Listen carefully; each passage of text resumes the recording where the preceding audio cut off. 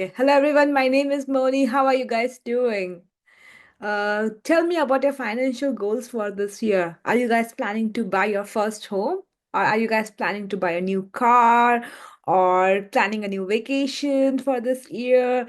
Or maybe, trying to save up for your retirement? I would love to see and, comment down below what's there in your mind. I would love to read the comments and see what your goals are for this year.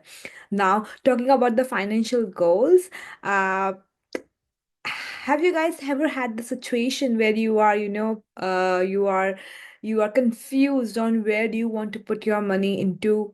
But what I mean to say is, in Canada there is TFSA, RRSP, and FSHA, and I in the initial days, was getting so much confusion. There was so much confusion around these terms, and I didn't had the understanding of which tool to use in order to achieve my financial goals and in order to take full advantage of the programs that are there right now. And so this video is going to be all about it. It's going to take a deep dive into what an RRSP is, what's an TFSA, and what's an FSHA, and how you could use those tools to achieve your financial goals. So at the end of this video you would have an understanding on how the tools work and which would be the best tool for you guys to leverage in your financial goals. Let's just jump into the video and see how it goes. And I am super excited for this one. So guys, today we are going to talk about RRSP, TFSA, and FSHA and how you could leverage these tools to achieve your financial goals. So let's talk about the RRSP first. RRSP stands for Registered Retirement Savings Plan. I would say that this would be your best friend for your retirement. The first and foremost thing is people of any age limit could open the RRSP. There is no age limit to the RRSP.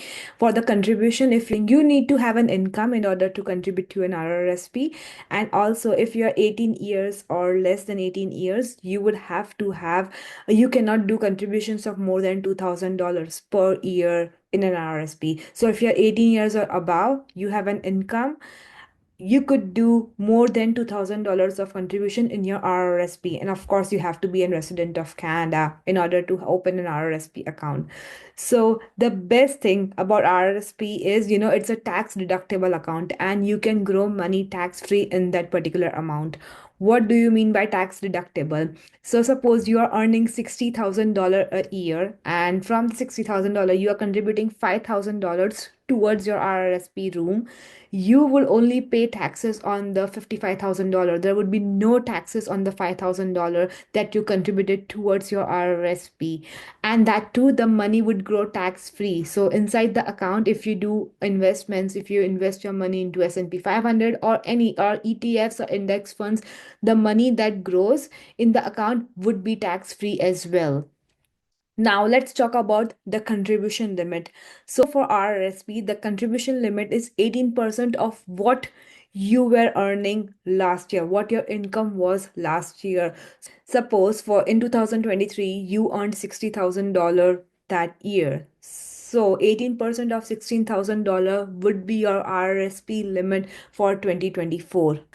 And you could contribute to your RRSP account till the age of 71 years old. Till you are 71 years old, you could contribute into your RRSP account. But what if you overpay? So there would be always penalty if you overpay, if you make more contributions towards your RRSP room. It could be 1% of whatever you have overpaid. And I think the penalty can increase or decrease based on how much you have paid, how much you have overpaid in your RRSP room. Now, the caveat to RRSP is when you withdraw that money, you would have to pay taxes on that income.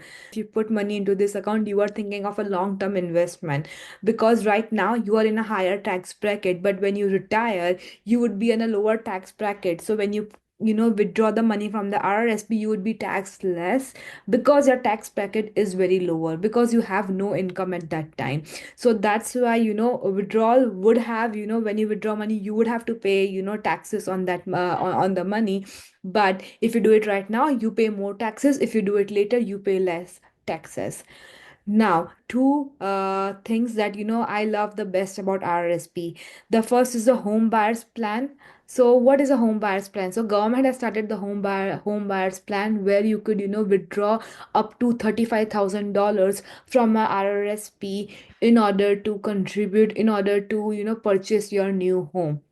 So you could withdraw the money from the RRSP, but you would have to repay the money back to your RRSP in the next 15 years. So the withdrawal would come at a cost. You wouldn't have to pay taxes on it, but you would have to, repay back your RRSP in the next 15 years. So this is one good advantage where, you could take. And I also took advantage of this thing. When I bought my first home, I withdrew all my money, not all, up to $35,000 of my money which I contributed towards my RRSP. So that's if you are planning on buying a new home, or if you're planning on buying your first home, this would be an amazing advantage that you can take. The second thing about RSP is that many employers. So I work for a company where my employer does a match. It does 50% match of whatever I contribute towards my retirement, whatever I contribute towards my RRSP. So if I contribute 4% of my salary, my employer will match 2% and contribute it towards my RRSP. So that's an amazing advantage that many companies, many employers provide to their employees. And that's why I love contributing towards my RRSP, because I get this advantage. I get the tax benefit, as well as my employer also helps me contribute more towards my RRSP. So this is why I love investing in the RRSP. The best now, when talking about RRSP, the RRSP is best used for, if you are if you want to save for your retirement, it is the best way to save for your retirements. If you're planning to buy your first home, this would be a good way to contribute more towards your RRSP and then withdraw all the money you can when you're buying your first home.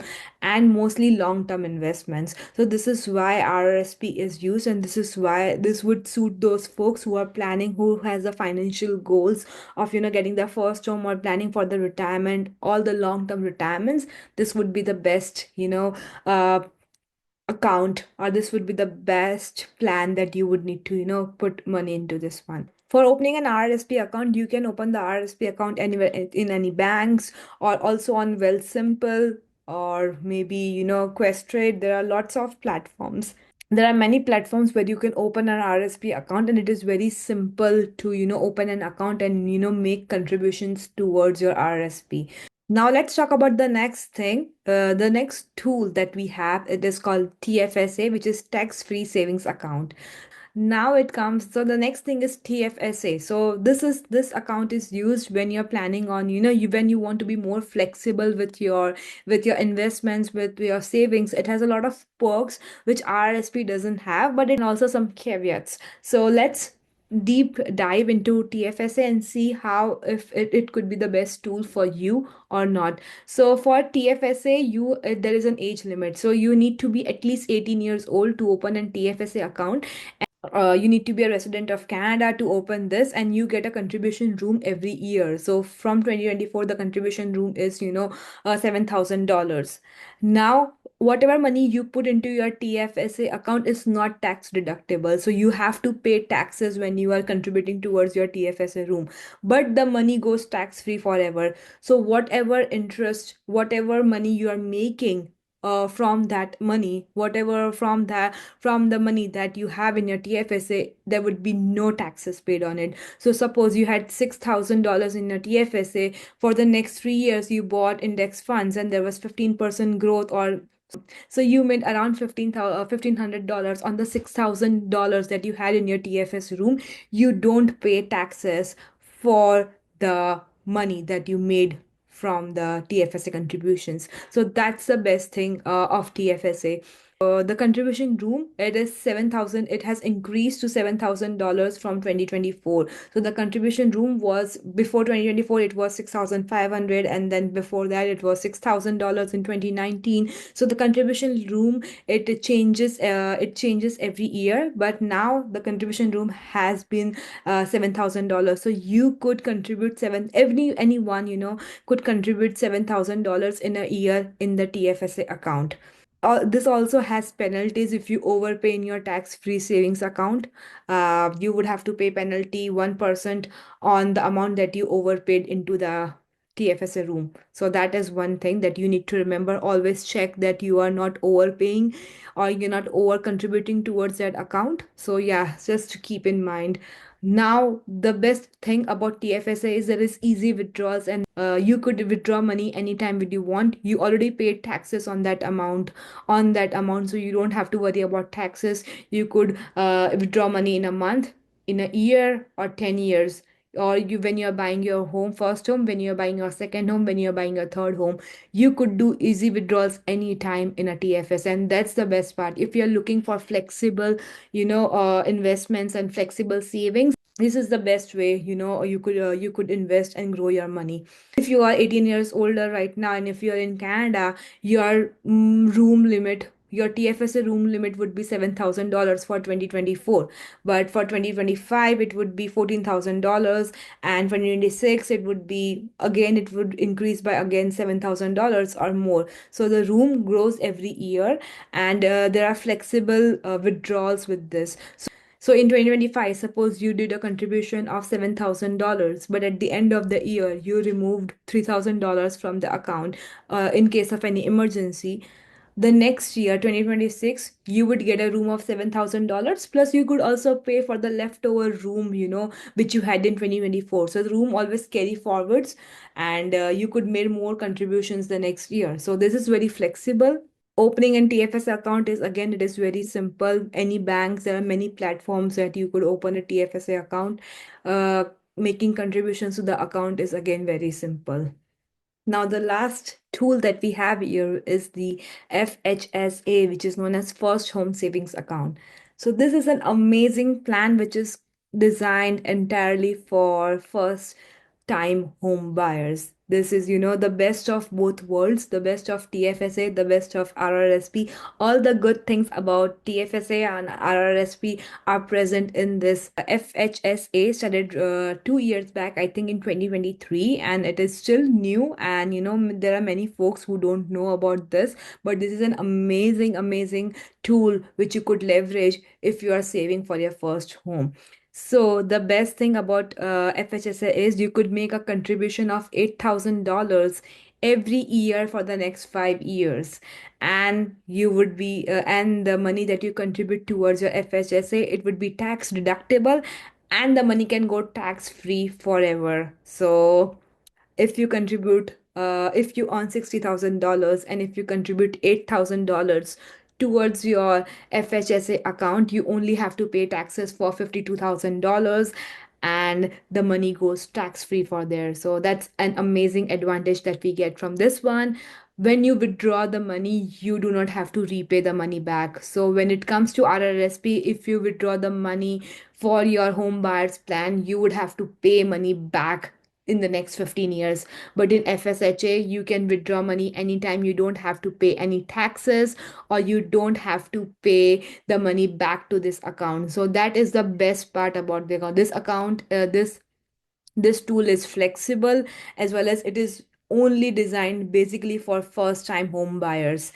It comes to what to choose, how to choose, and what to choose, which is the best one for you. So every tool we have here, it has its own advantages and disadvantages.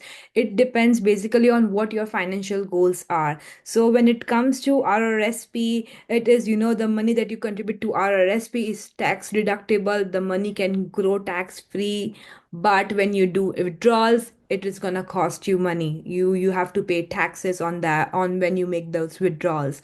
This is best suited for retirements, or if you're planning on having your first home in the coming years. You could always take advantage of the home buyers plan. The contribution limit is 18% of the income earned last year. So this is best suited for retirements. And when it comes about TFSA, the TFSA is a non-tax deductible account. So you would have to pay taxes when you contribute towards this account, but your money can go tax free. And you can do as many withdrawals as you want. So the flexibility which TFSA provides is the best thing for someone. So if you're looking for a flexibility in your investments, this is the best tool for you. And the contribution limit is $7,000 and it keeps on incrementing each year. So that's again a good part. When it comes to first home savings account, which provides the best of both worlds, best of both RRSP and TFSA.